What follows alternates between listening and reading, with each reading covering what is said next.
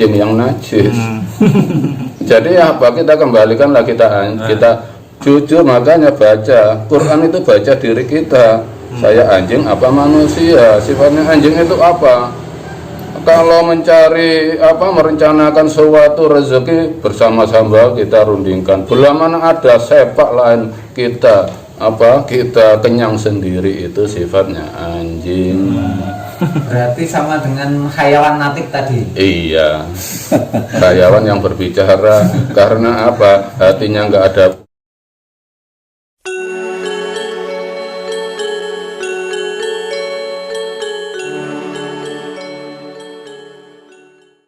Saya mau tanya lagi, Wano.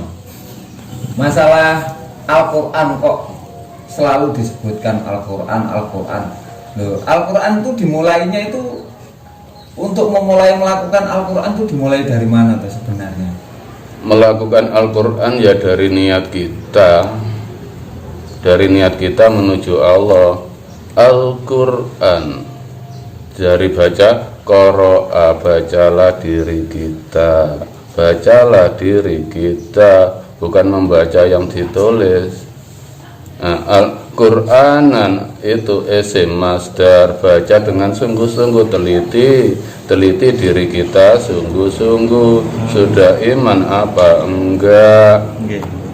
Membacanya bukan membaca bacaan itu, tapi baca diri kita. Membaca diri, hidup kita itu Al-Quran sesuai dengan Rasulullah. Keluarnya Al-Quran pun dari kehidupan Rasulullah sehari-hari, ya tiru. Kalau kita harus melakukan Al-Quran 30 juz langsung total, ya nggak bisa. Rasulullah aja tiap hari itu loh hidupnya Rasulullah. Al-Quran bisa kita tiru. Dan sifat-sifat Rasulullah, siddiq, fatona, amanah, itu bisa kita tiru. Itu perilaku Rasulullah, melakukan Al-Quran dengan menepati siddiq, fatona, amanah, tablek. Siddiq itu apa? Hidupnya ini jujur untuk menuju Allah.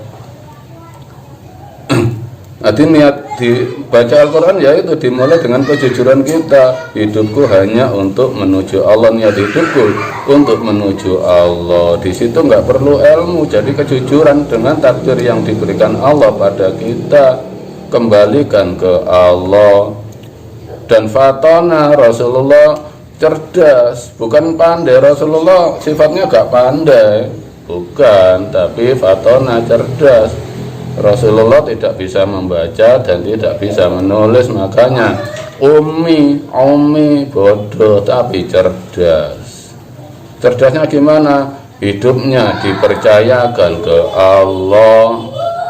Hidupnya dipercayakan ke Allah, tidak dipercayakan ke selain Allah. Makanya Rasulullah tidak pernah mengajarkan pada sahabat mengajarkan ritual. Mana ada Rasulullah menyuruh kamu kalau ingin selamat harus baca ini, kalau memang ahli kuburmu ingin selamat baca ini, enggak ada.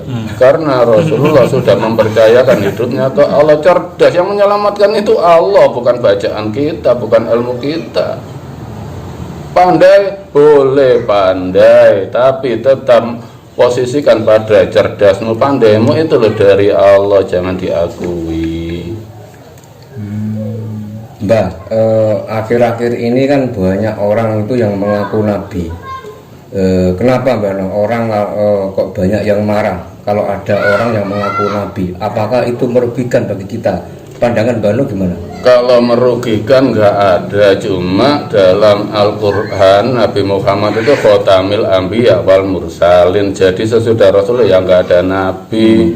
Atiullah wa atiur rasul, ikuti Allah, ikuti Rasul. Maksudnya ikuti Allah itu apa? Ya, kalau ingin ke Allah ikutilah kelakuan Rasul. Dengan apa? Melakukan Al-Quran. Dan kalau Rasulullah nggak ada, wa ulil amri minkum, ulil amri yang ada bukan nabi. Ulil amri itu apa? Ya manusia yang oleh Allah diberikan amanah untuk membimbing, tapi ulil amri itu diangkat oleh jamaahnya, bukan Allah yang mengangkat. Bukan Allah yang mengangkat. Setelah membimbing membimbing dan meyakinkan yang dibimbing bahwa saya demi Allah, saya bertanggung jawab dengan yang saya bimbing, bertanggung jawab keselamatan akhiratnya. Itulah ulil amri. Kalau mengaku ulil amri, ditanya apa Anda berani bertanggung jawab kalau saya mengikuti Anda bertanggung jawab keselamatan saya akhirat? Ya nggak berani. Ya mari cari sendiri-sendiri. Kita itu melangkah bareng-bareng, itu namanya pembimbing. Bingung bimbing kok gak tahu jalan, gimana? Mbak, kalau kita berbicara tentang takwa, Mbak, takwa itu kan kita menjalankan perintah dan menjauhi larangan, betul gimana? Tidak. Itu gimana, Mbak? Takwa dalam Al-Baqarah, dzalikal kitabu la raiba fihi hudalil muttaqin. Di situ alladzina yu'minuna bil ghaibi, orang-orang yang iman dengan bil ghaibi. Ghaib itu di situ ada lam ta'rif, yaitu Allah. Jadi takwa itu bukannya menjauhi larangan, tapi menjauhi kekufuran hati, kafirnya hati ini loh yang kita hindari. Kalau larangan, mana yang dilarang Allah? Allah melarang apa dalam Al-Quran? Tolong carikan Allah itu melarang apa dalam Al-Quran. Hanya ya ayyuhalladzina amanu, ya ayyuhalladzina kafaru. Jadi apa? Kita suruh memilih iman apa kafir. Tolong carikan. Menjauhi larangannya, larangan Allah yang mana? Kan belum, yang melarang-larang itu kan hukum manusia, bukannya Allah. Tolong carikan ayat Al-Quran yang melarang. Ada kalanya Allah itu menyebutkan jenis binatang yang haram, tapi itu kembalikan ke diri kita, tidak memandang hayawannya. Seperti diharamkan daging babi yang sudah pernah saya utarakan. Ya kita itu sifatnya seperti babi apa enggak? Kalau hanya baca ya kita pandang hewan. Untuk apa Quran untuk hewan? Untuk diri kita kembali. Karena munculnya ayat Al-Quran itu dari perilaku Rasulullah. Apa simbolis babi membabi buta? Hanya mengemukkan jasadnya, tidak pernah membangun imannya. Itulah yang diharamkan Allah untuk selamat. Kalau anjing najis, itu bukan anjingnya yang najis, tapi kelakuan manusia yang seperti anjing yang najis. Jadi apa? Kita kembalikanlah, kita jujur. Makanya baca Quran itu baca diri kita. Saya anjing apa manusia? Sifatnya anjing itu apa? Kalau mencari merencanakan suatu rezeki bersama-sama kita rundingkan. Belum mana ada sepak lain kita kenyang sendiri, itu sifatnya anjing. Berarti sama dengan hayawan natik tadi. Iya, hayawan yang berbicara. Karena apa? Hatinya nggak pernah iman, hanya urusan jasad. Kalau insan hayawan natik, nggih. Paham.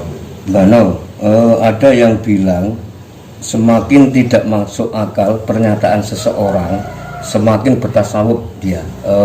Menurut pandangan Mbak Nol, bagaimana? Semakin tidak masuk akal, Pernyataan semakin seseorang, bertasawuf. Itu kan orang yang masih butuh sebutan. Mana ada sih di Al-Quran sebutan tasawuf? Itu kan orang yang terpengaruh dengan sebutan, nanti melakukan yang aneh-aneh.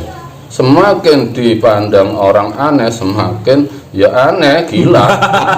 Gila dengan sebutan, tidak gila Allah. Misalnya saya disebut Syekh kok pakai kaos oblong nggak pantas. Biar pantas apa ya? Ya beraksesoris seperti yang di film-film saya Siti Jenar gimana pakaiannya biar resmi panggilannya Syekh, Biar yes. biar tambah yes, biar yakin. Kalau orang masih terpengaruh dengan sebutan ya sembah aja manusia. Jadi apa ya, seperti hayawan natik, hewan yang berbicara.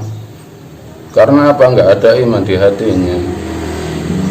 Jadi kenali itu, kita selama ini hayawan apa? Iman. Kalau nggak ada iman nggak ada harganya.